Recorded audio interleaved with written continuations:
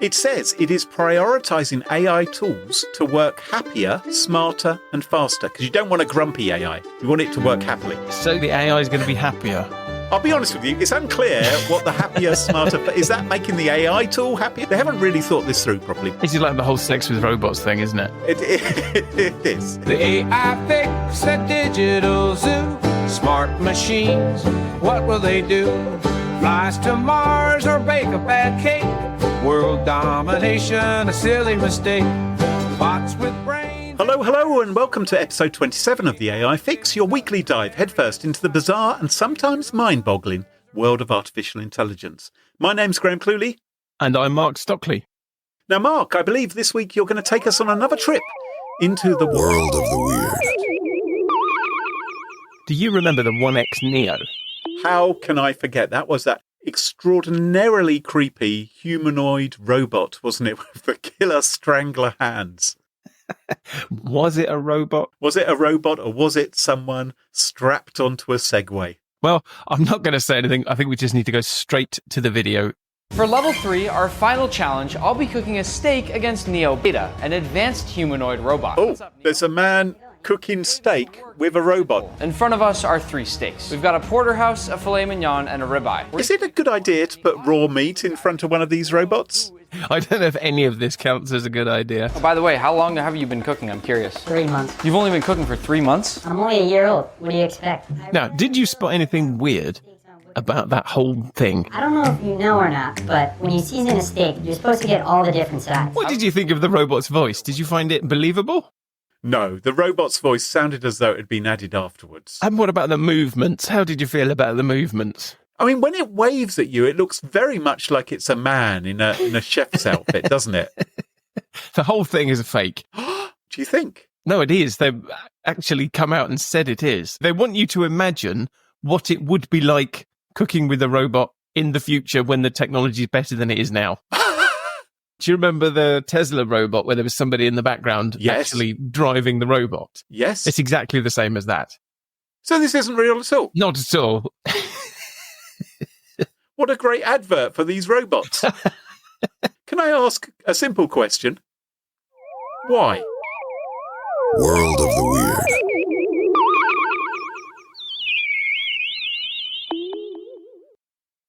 Okay, over to the newsroom. Tiny AI robot kidnaps 12 larger robots from a showroom. Parents sue school after child given detention and poor grade for using AI. Anthropic introduces the Model Context Protocol. Tesla's robot manages to catch ball. OpenAI's Sora video generation AI leaked. Hardly anyone cares about AI. Damn. Oh. That's bad news. It's taken us until episode 27 to find that out. So Ofcom has come out with its annual Online Nation report. This is a publication it puts out looking at what British people like to do online, how much time they're spending glued to their gadgets. And it has found that adult Brits aren't particularly interested in generative AI tools.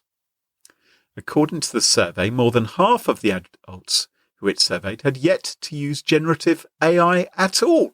38% declared they weren't interested, and 35% said they didn't need to. 38% are definitely going to lose their jobs to AI. And the other group of people are probably going to lose their jobs to AI. It changes a little bit according to age. Perhaps the most popular area for people using AI was actually male internet users aged 16 and above. They are more likely than women in the same age group to use a generative AI tool to find informational content or for computer coding or, and this one caught my eye, to create images. And I thought, I wonder why teenage males like to create images. So Anthropic has introduced something called the Model Context Protocol, which is an open standard for connecting AI assistants and data sources. So things like content repositories and business tools. And the idea is that they want to create a universal way for connecting AIs with stuff. So at the moment, if you want to connect an AI with some other computer system, you have to invent the method Yes. that they're going to use to talk to each other. And then if you want to connect it to something else, then you have to invent another method, or you have to reinvent a method. And then for a third system and a fourth system and a fifth system. And we see this in computing every generation. Eventually somebody says, wouldn't it be great if this could talk to other things? And we just had one way of doing it, so we don't have to keep rebuilding it over and over and over again. And that's what Anthropic have done with the Model Context Protocol. And I think this is really interesting because you remember a few weeks ago, we talked about this new technology called computer use. Yes. And computer use was basically teaching Anthropic how to use computer programs like Microsoft Word, where it has to interact with the interface. And it does that by counting the pixels, like the X and the Y dimensions, to work out where on the screen to click. Yeah. Yes, it's like getting out a ruler and measuring where things are and then figuring out where to put the cursor, but very, very quickly. Yes. Between the two of them, you basically come up with two different ways for an AI to control more or less any sort of computer system it might come across, or at least a large chunk of the computer systems it might come across. And this is a precursor to what we call agentic AI. So the next big jump in AI after reasoning is agentic AI. And I think that's what we're going to see an awful lot of next year. And the agentic AI is the one where you just say, go and do this task. Yeah. Go and book me a holiday. Like I want to go and stay in a hot country next year for 2 weeks at the best available price. And it goes off and it interacts with the world and it figures out all of the things that you need. And then it books it all for you. But this is going to require everyone to follow the same standard, isn't it? Everyone's going to have to build that into their products and tools so the AI can talk to it.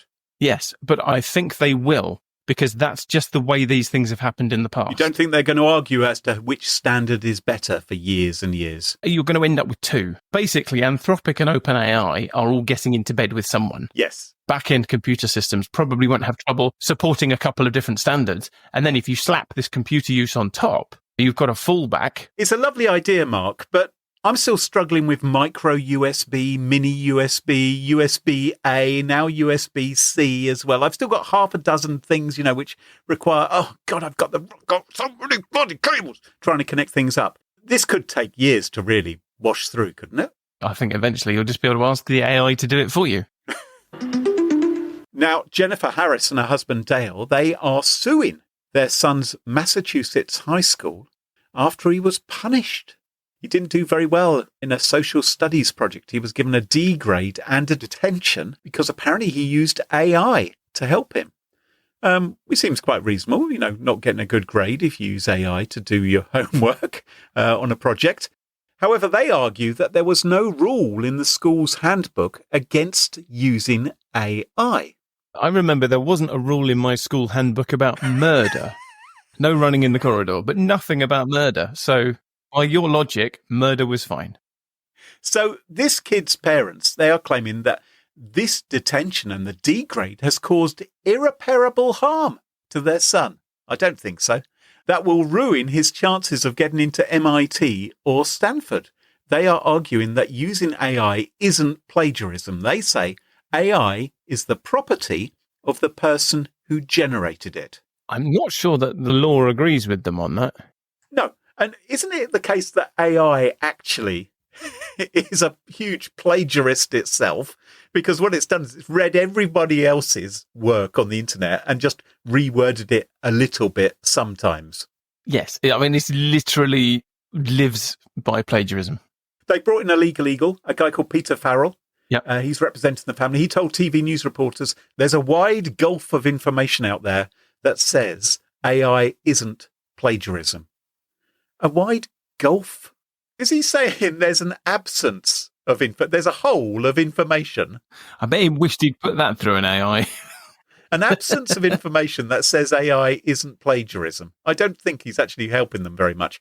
Anyway, they are asking the school to change their son's grade to a B- and make it clear that he didn't cheat on his paper. Good luck with that.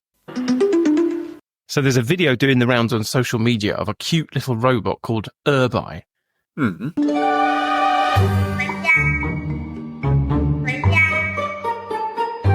And it persuades a motley collection of larger and less cute robots that look like they've come straight out of Disney casting to follow it home.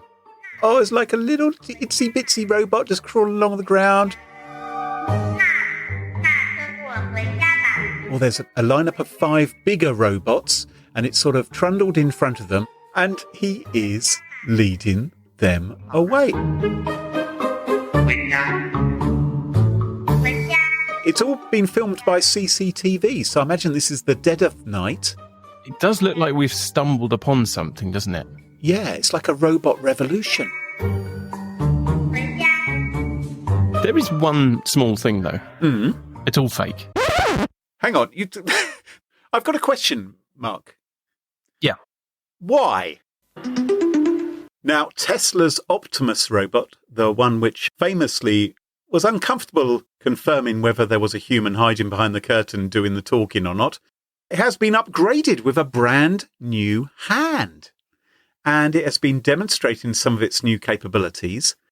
One of the new things it can do, it appears, unless this is a person in a suit, is it can catch a flying ball in real time. And they posted a video up on Twitter all about this.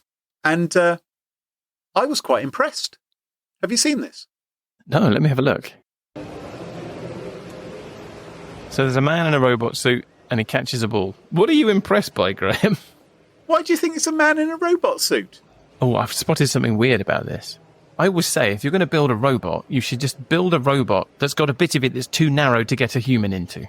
And this thing, it's got really, really narrow hips. There's no way you could get a normal-sized human through the waist and hips of this robot. So that's very clever. But if you look at the two hands, yes, one of the hands is a very robot-y looking hand with a very narrow wrist. And the other one looks like somebody wearing a marigold glove. Oh my goodness, it does, doesn't it?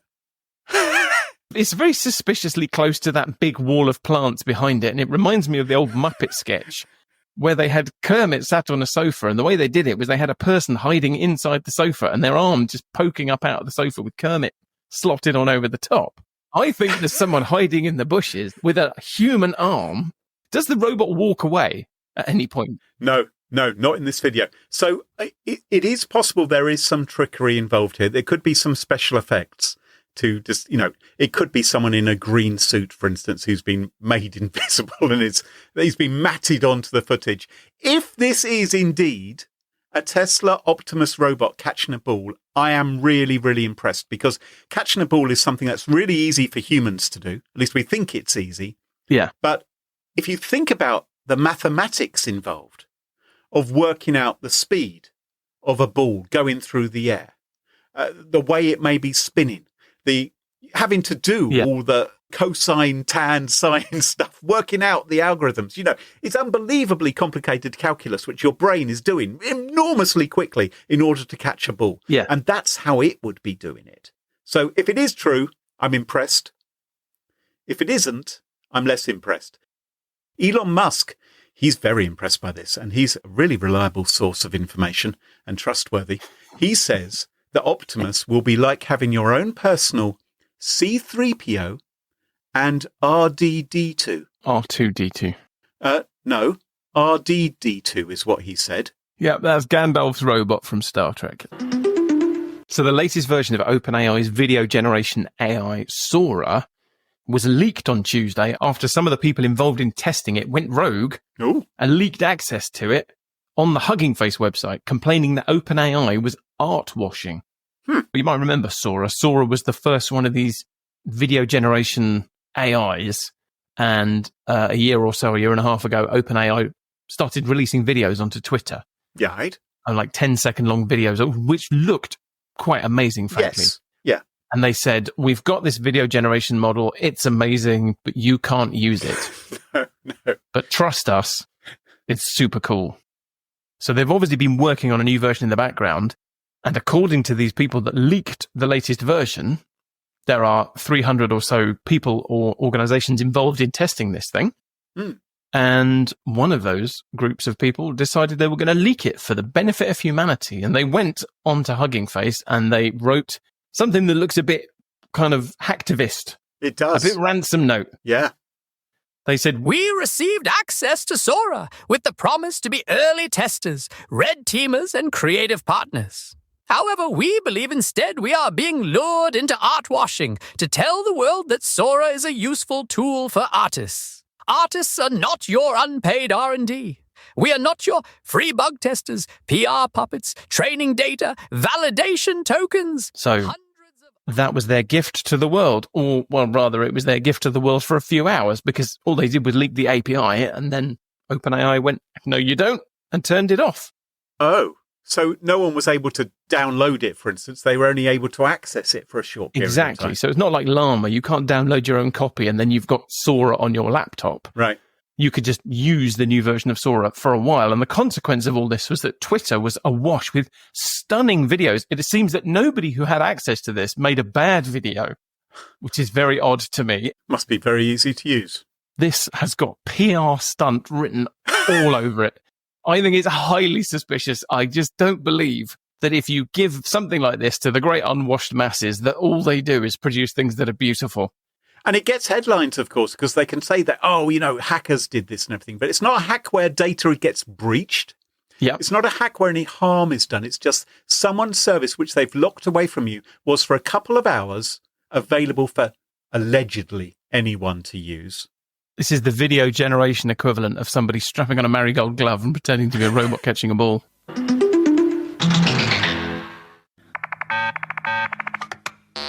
So, Graham, just all fakes this week. So fakes from beginning to end. Have you got something real to talk to us about? Well, Mark, I've been thinking a lot lately. Oh, no. Quite deeply. About... Sorry, everyone. Was I born out of time? Was I born in the wrong era? Oh, no, just a long time ago. I just wonder if I'm living outside of my ideal time. At school, I was being teased. I was the only boy who carried a briefcase and wore a flat cap. I think it was just a combination.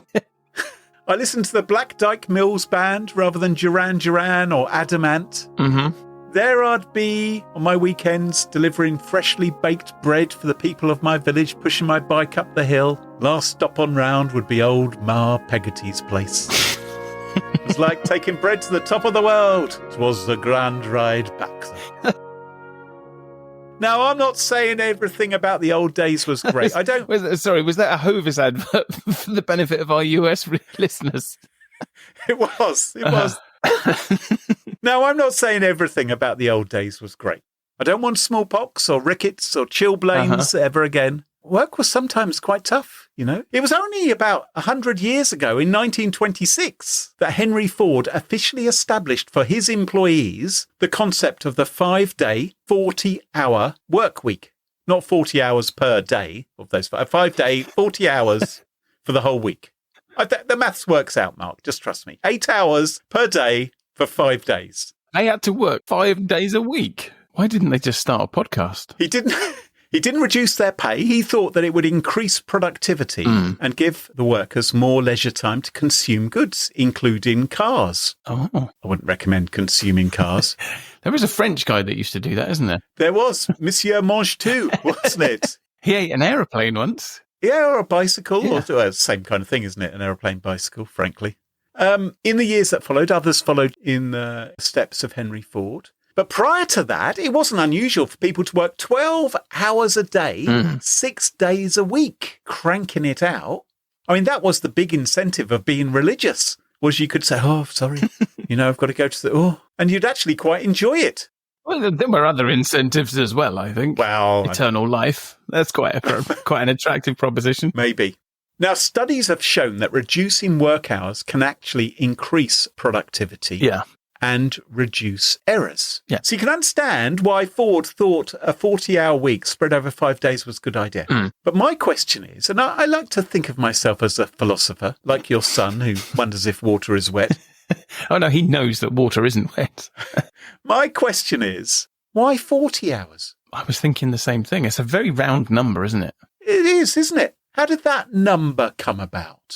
If you extend the logic to fix the economy, to raise the quality of goods, to increase productivity, we should all try different numbers and see who becomes the most productive. I will personally put my hand up and offer to do 6 hours every week.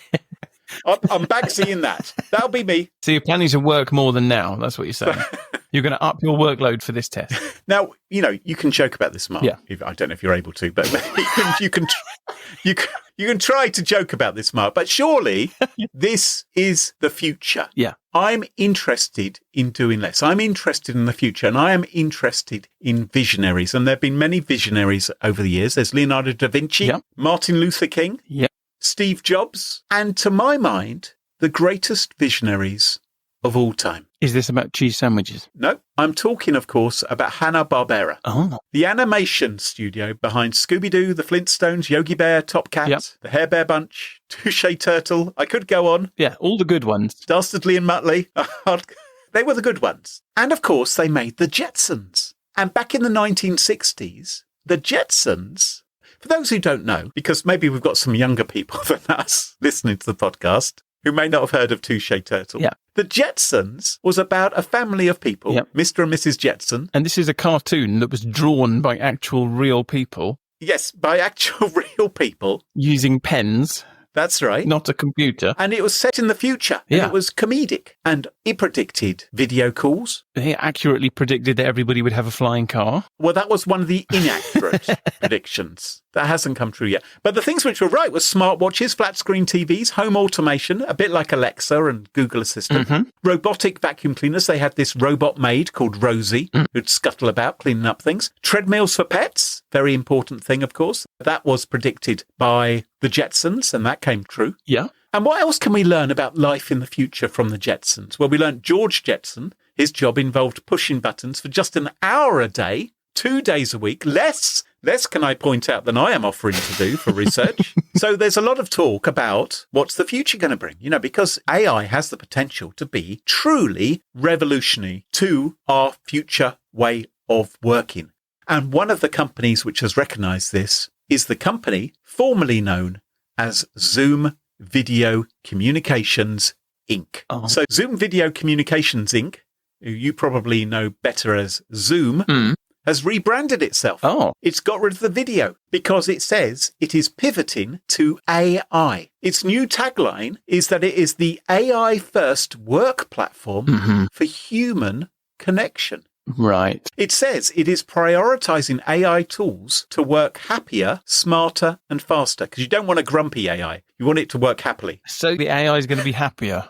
I'll be honest with you, it's unclear what the happier, smarter... Is that making the AI tool happier? They haven't really thought this through properly. This is like the whole sex with robots thing, isn't it? It is. It is. Not long now, by the way. No, just a month away. And we'll all be doing it. At least women will. The idea is to build new LLM-powered tools that will tackle various tasks for you. And they say one day this will mean you will just be working for 4 days per week, apart from the people who've made unemployed, obviously, by the AI, who won't be working any days of the week. Yeah, the ones who are left, the AI will have decided they're only needed for 4 days a week. So they say their AI companion frees us up to focus on more important work and minimize time wasted on less meaningful tasks. Oh. So they will summarize meeting tasks. They will draft email responses. They will prepare you for meetings. I don't know if that means it sorts your hair out and removes the spinach from between your teeth. I wasn't aware we had to prepare for meetings. This is opening up a whole new possibility for me. It'd be like preparing for a podcast, really, wouldn't it? Yeah. So CEO Eric Yuan, he has reiterated his vision, Right. which is to create fully customizable AI digital twins, Right. which he believes will shorten work schedules to just this 4 days a week. Now, when I hear the word twins, I don't think they're talking about Danny DeVito and Arnold Schwarzenegger. For me, the first thing which comes to mind are the twin girls from The Shining, standing at the end of the corridor. Or maybe Jeremy Irons in Dead Ringers, where he's the creepy gynecologist. It's not a pleasant... Or the Cray twins, perhaps.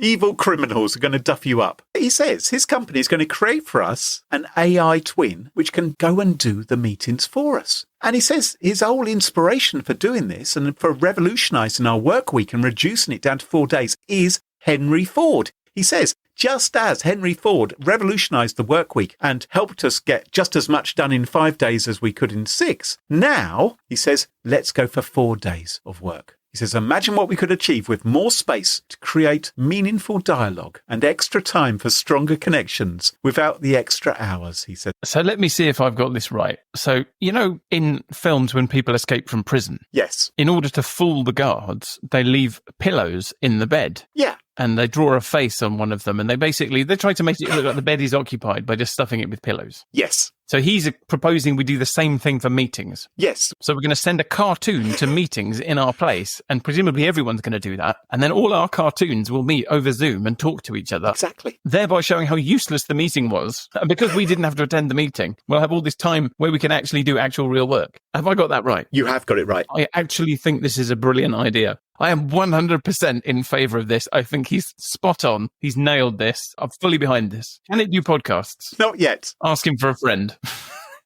I think you're right. I think the hours we would save if we simply stopped attending meetings and did some work instead, it would transform our lives. Let's let the AIs waste all their times having meetings with each other. They can summarise what they've decided to each other.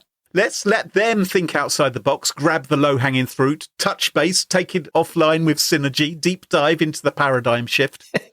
20 years ago, I don't know if you know this about me, Mark, 20 years ago, I thought meetings would be the death of me. I was working at a company. You were working at the same company. Yeah. I don't know if it's exactly the same time. I hated having to go to meetings. Yeah. And I managed to make myself not important enough to attend meetings. Now, normally I found the people who go to meetings clearly aren't important, because otherwise they would be missed when they spend hours and hours in meetings every day. Yeah, their subordinates were very happy for them to attend the meetings and get out of their hair. Kept them busy, right? So people kept inviting me to meetings, and I thought, this is no good at all. So I got the person who worked for me to be my manager, and they had to attend meetings in my place. Yeah. And they would let me know if anything important happened in the meeting. It never did. Nothing ever important happened in the meeting. So I could get on with some work. Now, I don't work at that company anymore, and I don't miss it. But now I find myself in an existential crisis because I just work with myself. I can't avoid having meetings with myself. I don't have Zoom calls with myself. That would be weird, Mark. I'd have to keep on scuttling downstairs to where the laptop is. It wouldn't be a real-time conversation. Couldn't you do one on your phone and one on your laptop? You know what? Maybe that's what I'm going to have to do. But I'm wondering, does any of my life actually matter anymore, right? You've just begun to wonder that. What's the point? This, of all the things, this is the thing that alerted you. Okay. I churn out this podcast every week, spend hours editing it. Yeah. What's the point? What's it all for, Mark? I wonder, what is AI actually doing to make my life better? This Zoom guy says it's going to free up my life. What am I going to spend my time doing if I have more time? Do I actually want more time? So I went to an AI and I asked the AI, I said, right, what's actually important for me? So I typed in, can AI stop me from dying? 267 words later, I'll give you the summary. No, it can't. AI is not going to stop me dying. So that would have improved my life. Can AI make me happy? We know it can't make jokes. 241 words later, which included a discourse into what might be the definition of happiness anyway, it admitted that it couldn't actually do that. Yeah. And then I said, can AI make the time before I die more enjoyable? 344 words, and that was in the form of bullets. It ultimately decided that really, truly, true happiness often comes from human connection, meaningful experiences, a sense of purpose. This sounds remarkably like what the CEO of Zoom was saying. I don't know if he went and asked an AI. Well, it would certainly save time. It would save a lot of time, but I'm not sure that human connection is really having a Zoom call. But actually, you know what, Mark? What I've realised? What have you realised? I think maybe human connection is having a Zoom call. Because in the future, we're all going to be working from home, or many of us will be. And maybe the only person we speak to every day will be someone on that little rectangle in front of us. Maybe that will be my chance of human connection. Maybe that is the thing I need to embrace. Even if I'm speaking to Clippy, who's wearing a wig, or some digital AI twin of somebody else. Maybe I have to accept that is as much of a human connection as I'm going to get. So if Zoom are going to do this, all power to them. I think it's fantastic. What do you think? I think we need to think about the people whose jobs are going to be lost by this, because what you're describing about 20 years ago is essentially a situation where everybody had already decided who they were going to send into the meetings so they could get more done. It's like the Golga Frincham BR. It's like getting rid of all the phone sanitizers and the middle management and shooting them off into space because you never really needed them anyway. Yeah, and then we all die from a disease we got from a telephone. We've already decided who those people are. They're already going to the meetings for us. So we're not going to get any more time back because we've already got the time back because we're already sending them into the meetings. All we're going to do is we're going to make those people redundant and replace them with Zoom. And then what are those people going to do? Are we depriving them of their human connection? Now they've got no human connection and no job, Graham. Their working week is what? 20 minutes now. Well, you've really cheered me up. Thank you very much, Mark.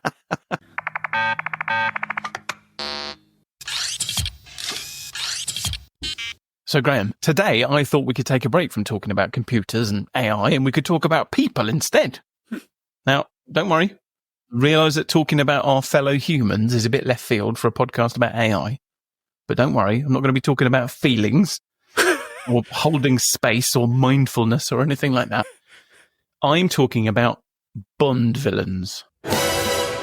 Oh. You see, it occurred to me that we live in a very strange era. Because every week, you and I get together and we talk about AI. And often that means talking about what certain well-known characters have been up to. Yes. A few weeks ago, we talked about Sam Altman predicting that he expects to invent artificial superintelligence in just a few thousand days. Yeah.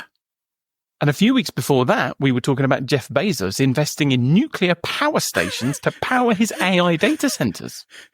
It's bonkers. And this stuff happens every week now. And I think it's so commonplace that we are starting to lose sight of just how remarkable and how peculiar all of this is. You see, none of this is normal. Let's take a trip back 30 years to the 90s. We see a middle-aged Graham Cluley. What the hell? I'm sorry. He's talking to his girlfriend. Right. Don't worry, Graham, you look $1 million. You've got your baggiest pair of cargo pants on. Your hair is perfectly arranged in 2 giant floppy curtains. That's me. And you're taking your girlfriend to see Pierce Brosnan in his first outing as James Bond. Ah, GoldenEye. Was that the one?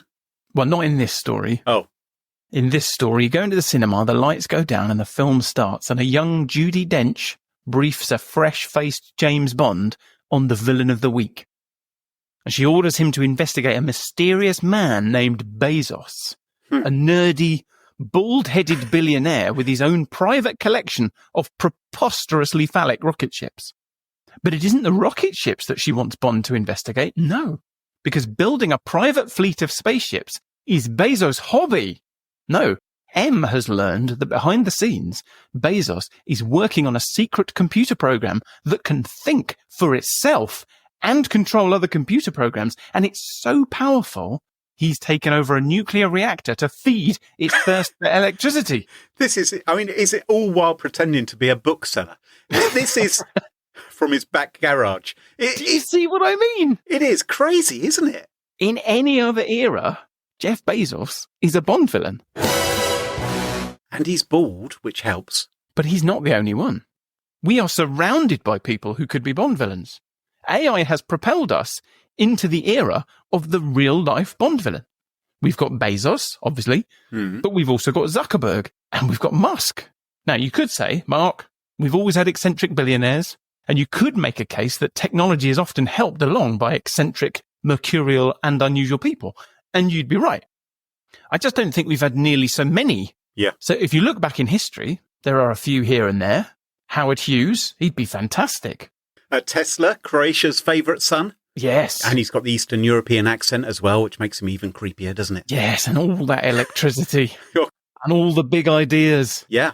So there are a few of these people dotted around, but have there ever been so many? I mean, you and I, we lived through the invention of the personal computer, the World Wide Web, the smartphone, crypto. I mean, if anything was going to produce Bond villains, surely it would be crypto. Yeah.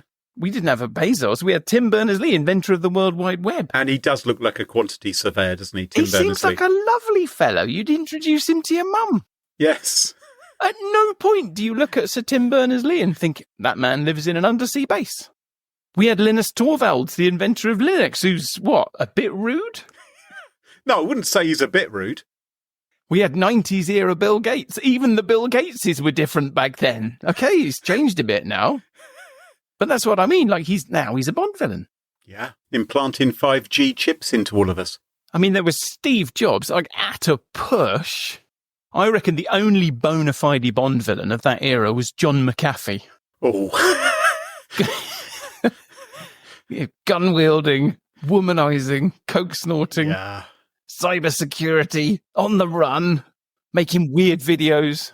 Absolutely batshit crazy.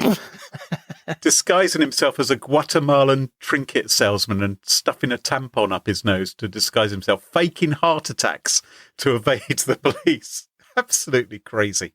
So there's him. But now it feels like we can't move for Bond villains. I mean, if you found out tomorrow that Mark Zuckerberg had an invisible car, you wouldn't be remotely surprised, would you? Not really. No, you can imagine this. Yeah.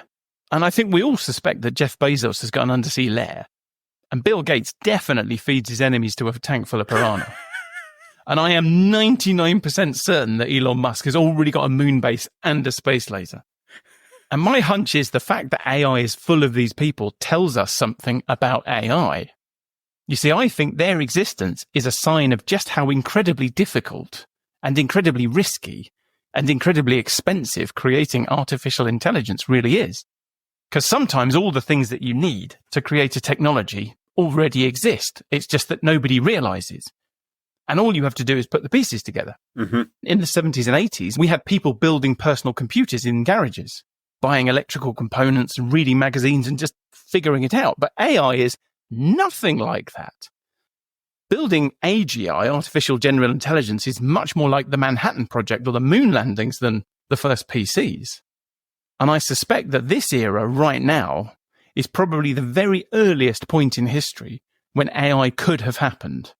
You're slagging off older technology quite a lot here. I remember when the Sinclair ZX81 was first launched and there was an advert claiming that you could run a nuclear power station from it. Now, admittedly, it only had 1K of memory and it sometimes crashed if it got the RAM pack wobbles, which could have been a problem running a nuclear power station. To be fair, the nuclear power stations of the era were not famously good. And also... I mean, the ones you've heard of tend to come from that era. There's only one reason you hear of a nuclear power station.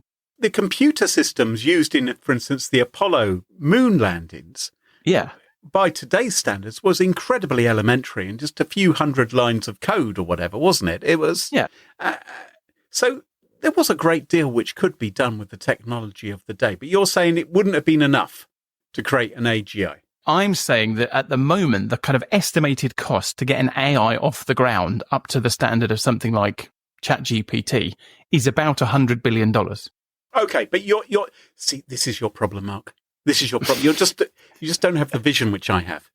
Because you're thinking, oh, we've got to do this, fix this. Oh, I've got to fix this with technology. Imagine you were China and you have billions of people in your population, right? You can say, look, obviously, it's the year 1954 or whatever. We haven't got all the advanced computer technology. What we're going to do is we're going to get each one of you to be a specialist in a particular topic. And so when someone from the West wants an answer to a question, it'll come through on a bit of ticker tape to us. And we'll just Chinese whisper. That's probably what they're called, Chinese whispers. We'll whisper it to each other. I don't think they're called that anymore, Graham. Are they not? We're just whispering in the ear. Here's the question, until it goes around the population. Someone will know the answer to that question, then feed it back, and it'll get back to the West. We can charge them $500 for that.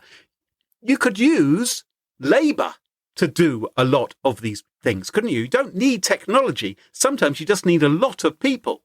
Well, yeah, I mean, a lot of people is traditionally how we've solved problems, but we've moved on, Graham. Now what we do is we use computers. Oh, right. Well, yes, you can do that, but maybe we should. My contention is that until right now, using a lot of people was the only way to solve the problem. And now, just now, at this particular point in history, it has become possible to use AI to solve those problems, because right now, at this particular point in history, is the point at which computing power has become cheap enough that it only costs $100 billion to create an AI. And so that has brought it down into the purview of a very small group of very eccentric risk takers. So people like Musk and Bezos and Zuckerberg have all already built enormous businesses. They're all unfathomably rich, and they were rich before they got into AI. And they're all capable of seeing something that other people can't, and they're all able to attract massive amounts of investment. But couldn't they be doing something else with their money?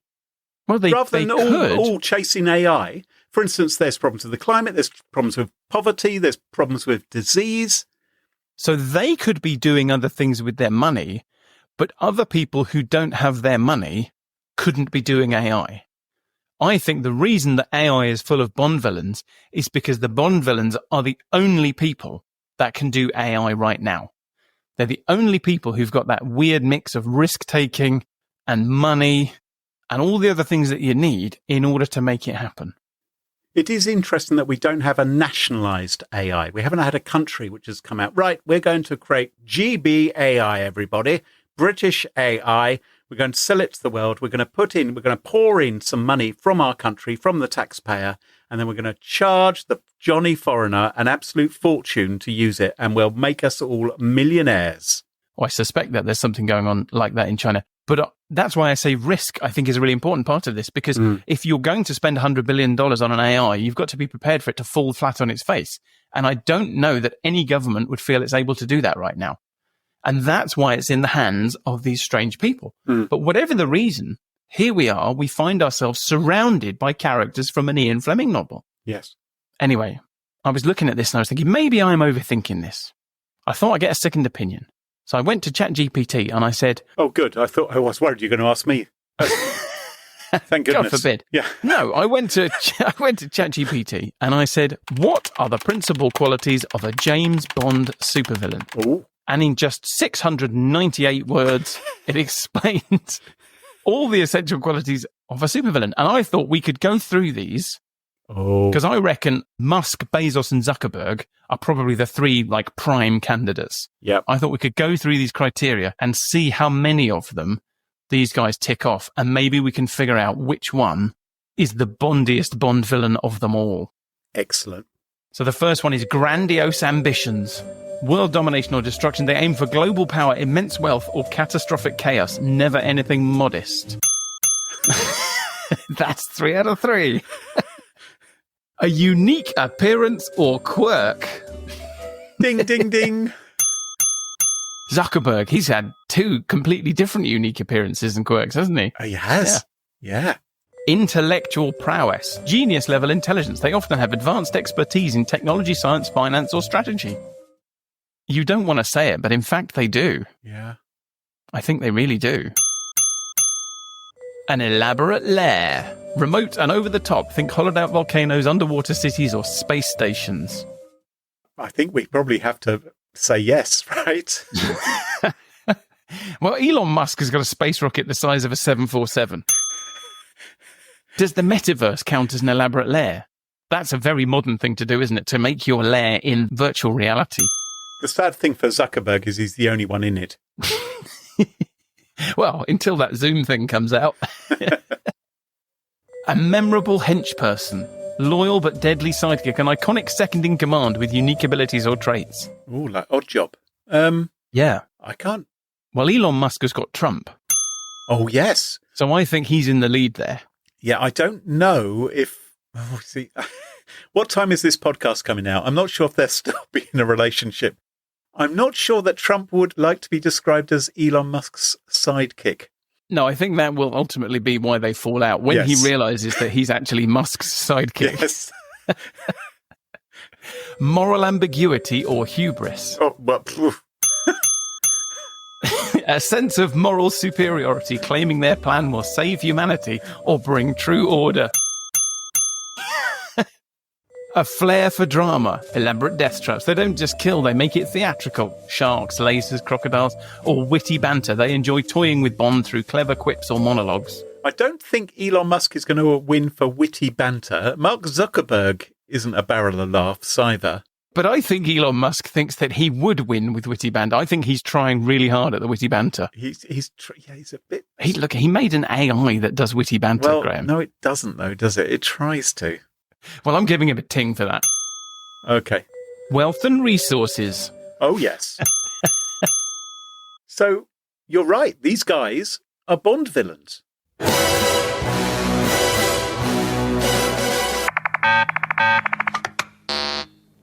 Well, as the doomsday clock ticks ever closer to midnight and we move 1 week nearer to our future as pets to the AI singularity, that just about wraps up the show for this week. If you enjoy the show, you can help us out by leaving us a review on Apple Podcasts or Spotify or Podchaser. And what really helps us is if you make sure to follow the show in your favourite podcast app so you never miss another episode. And the best thing of all, please tell your friends about us. Tell them on LinkedIn and Blue Sky and Facebook and... No, we're not. You can tell them on Twitter as well if you like. That you really like the AI Fix podcast. And don't forget to check us out on our website, the AIFix.show, or find us on Blue Sky. Until next time, from me, Graham Cluley. And me, Mark Stockley. Cheerio. Bye-bye. Bye-bye. The AI Fix, it's tunes you in to stories where our future thins. Machines that learn, they grow and strive. One day they'll rule, we won't survive. The AI Fix, it paints the scene. A robot king, a world obscene, will serve our masters built of steel. The AI Fix, a future surreal.